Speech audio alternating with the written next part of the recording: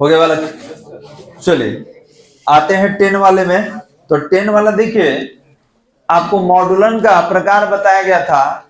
आयाम मॉड्यूलेशन होता है, आवृत्ति मॉड्यूलेशन होता है, पल्स मॉड्यूलेशन होता है। अब उसमें जाइएगा तो और सारा टाइप मिल जाएगा, पल्स कोड मिल जाएगा, पल्स फ्रीक्वेंसी मिल जाएगा, तरह तरह का होता है। लेकिन ज्यादातर आपके एग्जाम में ये आता है। तो इसमें बताए थे कि ई जो वैल्यू होता है 0 और 1 के बीच में ही काम करेगा।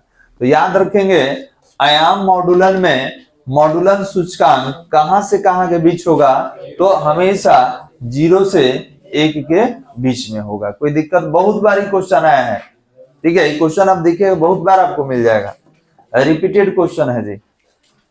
आते हैं क्वेश्चन नंबर 2 में। कह रहा है कि समांतर प्लेट संधारित्र के प्लेटों के बीच पारा वैद्युत पदार्थ डालने पर संधारित्र की धारिता। आप बताइए कि हम जब कैपेसिटर पढ़ा रहे थे संधारित्र, तो आपको बताए थे कि एक प्लस होता है, एक माइनस होता है, और इसमें हम लोग कोई पदार्थ डालते हैं, डाइलेक्ट्रिक मटेरियल डालते हैं। डालने से क्या फायदा बताइए?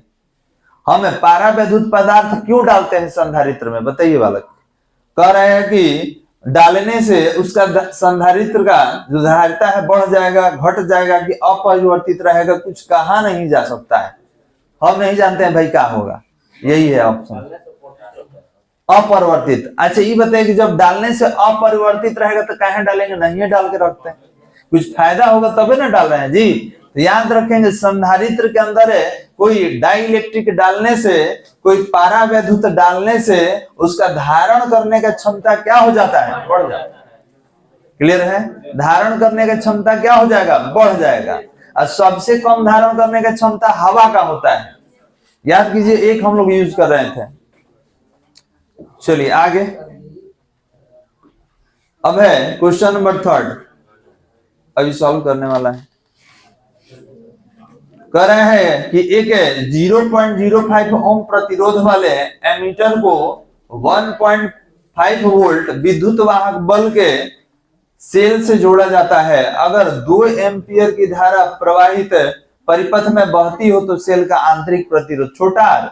अब देखिए, आपको परिपथ समीकरण बताया है जी, याद होगा, I = एप्टा/r + r। यही छोटा r निकालना है, बाकी सब दिया हुआ है, ठीक है। ये विद्युत वाहक बल यहाँ दिया है, करंट यहाँ दिया हुआ है, बड़ा वाला यहाँ दिया, तो छोटा वाला नहीं निकल जाएगा जी। चलिए तो इसको हल किया जाए। क्वेश्चन नंबर 3 देखिए बालक, 3rd नंबर क्वेश्चन में बात करेंगे। तो कहिएगा सर विद्युत वाहक बल 1.5 वोल्ट, बताइएगा डाटा सही है कि नहीं। उसके बाद करंट कितना था जी, 2 एम्पियर था ना। चलिए प्रतिरोध कितना था, 0.05 ओम। हमसे आंतरिक प्रतिरोध पूछा था। अगर सर्किट बनाना चाहेंगे सर, सर्किट बनाएंगे तो आप बना सकते हैं, कोई दिक्कत नहीं है। ये आंतरिक प्रतिरोध यही रहता है, बाह्य प्रतिरोध यहां ले लीजिए, ये R लिख दीजिए 0.05 ओम, प्लस माइनस विद्युत वाहक बल कितना है 1.5 वोल्ट। करंट इसमें कितना है बालक, सर्किट में करंट कितना है, तो करंट I है 2 एम्पियर, और ई निकालना है, ई प्रतिरोध नहीं जानते हम लोग, ठीक है। तो अब परिपथ समीकरण से, परिपथ समीकरण याद है बालक। परिपथ समीकरण आपको बताया गया था, ये I = एप्टा/r + r। इसको ऊपर ले जाइए तो ये कितना हो जाएगा, r + r = एप्टा/i। और जब छोटा r निकालिएगा तो एप्टा/i माइनस कैपिटल R। वैल्यू बताइए, 1.5, I कितना है जी 2, E कितना है 0.05, कितना हो जाएगा। तो डेसिमल हटा के भी काम कर सकते हैं। डेसिमल हटाइए तो यहाँ पर कितना होगा 100। रुक जाइए, इसको सॉल्व कर दे रहे हैं। R = 15/20 हो जाएगा, और 5/100 हो जाएगा। 20 और 100 का एलसीएम कितना हो जाएगा 100। तो 25 जा, इसको सॉल्व करना होगा। आगे कर दें, चलिए देखिए तो इधर, तो R = 20 और 100, ये हो गया, डिवाइड कर लीजिए इसमें 100 से, तो 5 और 5 में 75। दूसरा वाला कितना था जी, 5 ही था ना। चलिए तो 70/100 हो गया, तो आप बताइए कि अगर 0 से 0 कैंसिल तो कितना 0.7 ओम। अब देखना होगा कहाँ दिया हुआ है इसमें 4 नंबर, ये 4 नंबर आपका राइट आंसर है। चलिए इसको आप सॉल्व कर लेंगे बालक। 3 नंबर इसमें निकालना क्या था, तो आंतरिक प्रतिरोध निकालना था परिपथ का, सेल का आंतरिक प्रतिरोध निकाल लिया हम लोग।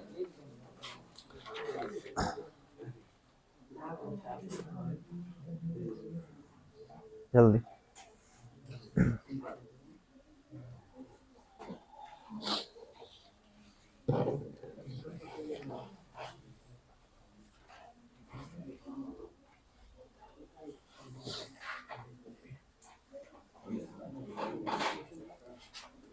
हो गया बालक, आगे बढ़ा दिया।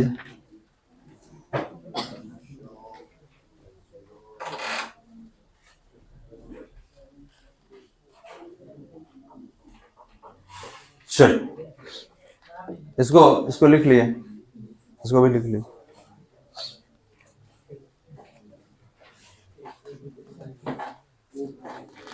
कितना नंबरिंग था ये, 3 था, 4 नंबर में आते हैं।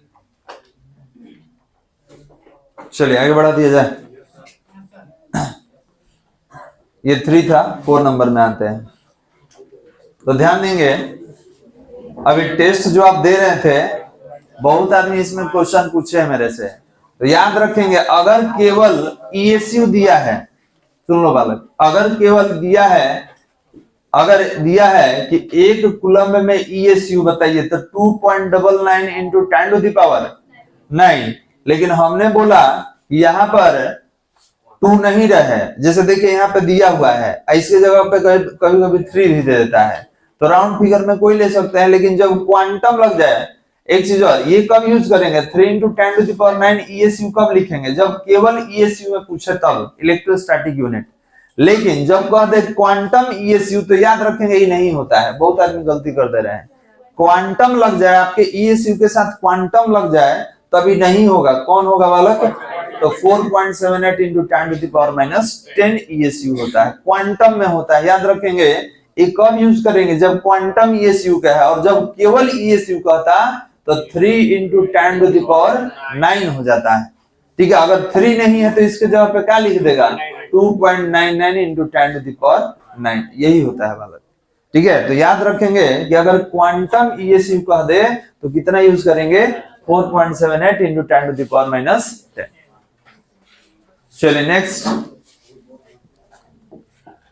5 नंबर में, स्थिर विद्युत क्षेत्र होता है, हमेशा संरक्षी होता है, कंजर्वेटिव इन नेचर, हमेशा ये क्या होगा, संरक्षी होगा। चलिए इसके बाद कह रहा है कि एक एकांकी इकाई को, यूनिट को एकांकी कहते हैं, एक एकांकी चालक के लिए निम्न में से कौन अनुपात अचर होता है, तो कुल आवेश बटा विभव होगा जी। देखिए यहाँ पे मिसिंग है, कुल आवेश बटा विभव जो होता है, ठीक है, ये अचर रहता है, कुल आवेश बटा में विभव। हो गए बालक, कैसे पढ़ते हैं, Q इक्वल टू सी भी पढ़ते हैं ना जी, तो अगर C निकालिए तो Q अपन V होगा, तो यही ना, धारिता तो अचर न रहता है कि बदलेगा किसी कंडक्टर के लिए, वो इकाई के लिए, तो आप कहिएगा सर ये क्या है दोनों, तो कुल आवेश और विभव है। तो यहाँ पर इसमें मिसिंग है डाटा, यहाँ पे आप विभव लिख लेंगे और इस पर टिक लगा लेंगे। क्लियर है। चलिए कितना नंबर में था ये, 6। 7 में आते हैं। अब कह रहा है किलोवाट घंटा मात्रक है।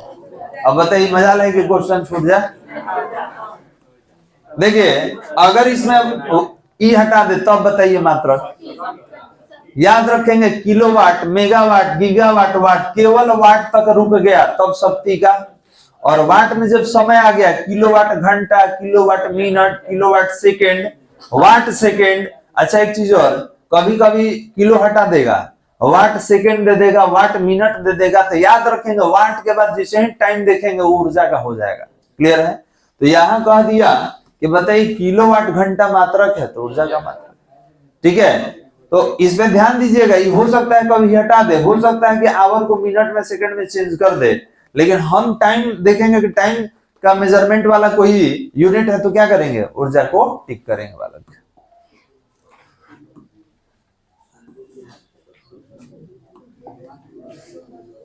चलिए अब कह रहा है कि समरूप वेग से चलयमान चलने वाला, ठीक है, उत्पन्न करता है, क्या उत्पन्न करेगा? सब एक के बारे में बोल रहा है तो मुझे ये नहीं रहा है, बोलिए बालक। लास्ट बेंच, इसमें 4 विकल्प है। ऑप्शन नंबर ध्यान देंगे, ऑप्शन नंबर ए केवल विद्युतीय क्षेत्र, केवल चुंबकीय क्षेत्र, अच्छा केवल चुंबकीय है ना, विद्युत चुंबकीय क्षेत्र, तो इसमें दोनों है, इसमें 3 नंबर में दोनों है, इसको विद्युत चुंबकीय क्षेत्र कहते हैं। और 4 नॉन ऑफ दिस, कौन होगा सही? केवल विद्युतीय क्षेत्र, वाह रे वाह। और कोई आपके पड़ोसी?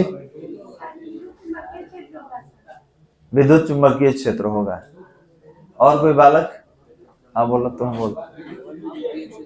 बहुत अच्छा, दोनों होगा बालक, electric and magnetic field both. ये कितना बार पढ़ा है जी।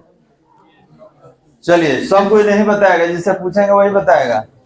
एक बार में बोल दे रहा, बुझा नहीं रहा कौन बोल रहा है, लग रहा सबको आ रहा है और आ नहीं रहा, मुंह चला रहा है सब। तू बताओ तो बुआ। हाँ, ध्रुव प्रबलता का ऐसा ही मात्रा कौन होगा? तो रट ले बड़ा, बताओ इनमें से कौन होगी? कहाँ है एम बाहो? एम का पूरा नाम बोला? हाँ सर, हम तो आंसर है याद कर ले, एम्पियर मीटर। बैठ जाए, बहुत अच्छा, बहुत अच्छा, एकदम याद कर जाएगा बाबू। मैथो का याद कर ले बड़ा। अच्छा चलिए तब तो अच्छा इसका ब्रांच है एकदम। करा कि एलसीआर श्रेणी क्रम में ओमेगा कोणीय आवृत्ति का एक एसी स्रोत जुड़ा है, धारा का शिखर मान महत्तम होगा। तो याद कीजिए, पढ़ाए थे जी, ओमेगा इक्वल टू 1/√LC निकाला गया था। कब होता है देख लीजिए, ये तब होता है जब एक्सएल इक्वल टू एक्सी होगा, ठीक है। और एक्सएल के लिए क्या था? एल ओमेगा था, याद है, एल ओमेगा, और इसके लिए 1/c ओमेगा। एक मिनट, ठीक तो है जी, कहे नहीं काम। आपको परिपथ बताया गया था, जब सर्किट पढ़ाए थे तो 7 तरह का सर्किट पढ़ाए थे, L R C, L R, L C, C R, L C R, पढ़ा था ना जी। तो वहां पे अगर कंडीशन बात किया जाए तो कहिएगा कि सर ये दोनों बराबर होगा महत्तम होने के लिए। तो बराबर होगा तो ओमेगा को ऊपर लेके आइए, तो omega square equal to 1/LC, square हटता है तो बगल वाले पे क्या जाता है? Under root. तो अब देखिए स्क्वायर हटा है तो बगल वाले पे क्या गया? Under root. कहाँ है इसमें? ई है, बड़ा छोटा नहीं होगा, क्या होगा? बराबर होगा। तो ओमेगा इक्वल टू कितना? ओमेगा इक्वल टू कितना? 1/√LC। चलिए और है जी? नहीं, समाप्त। तो बस ये आपका रहा 2010 के लिए। अब आते हैं 2011 पे।